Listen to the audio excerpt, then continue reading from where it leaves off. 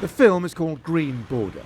It follows the fortunes of a Syrian family, a sympathetic portrayal of their hopes for a better life in Europe and the dangers they face in trying to achieve it. It is highly critical of the Polish government's treatment of migrants on the border with Belarus. In 2021, thousands tried to cross the EU's eastern border after Belarus's authoritarian leader Alexander Lukashenko threatened to flood Europe with what he called drugs and migrants in retaliation for Western political sanctions. Poland's conservative nationalist government has since built a new fence, but dozens still try to cross. NGOs say many are forced to sleep in the open with little or no food. Some have died. Green Border casts a light on their plight and won an award at this year's Venice Film Festival. But it sparked a furious response from the government and many Poles. Justice Minister Zbigniew Ziobro likened the film to Nazi propaganda and called its director Agnieszka Holland a Stalinist.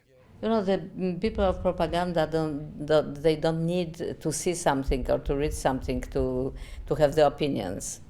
And their opinions can be very violent, and their opinions can be very unjust, and their opinion can be very destructive. We knew that it can happen and that it will happen, so we've been not surprised. Holland is the granddaughter of Poles murdered in the Holocaust. She says reaction to her film underlines the divide in Polish society over migration, a divide shared across Europe.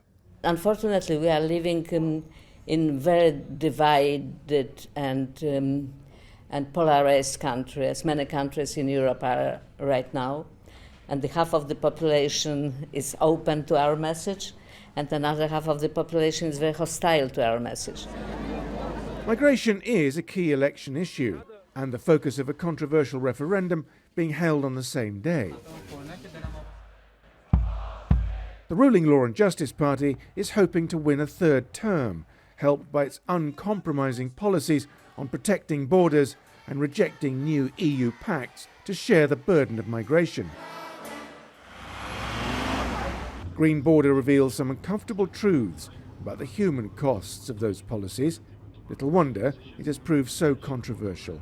Simon McGregor-Wood, TRT World, Warsaw.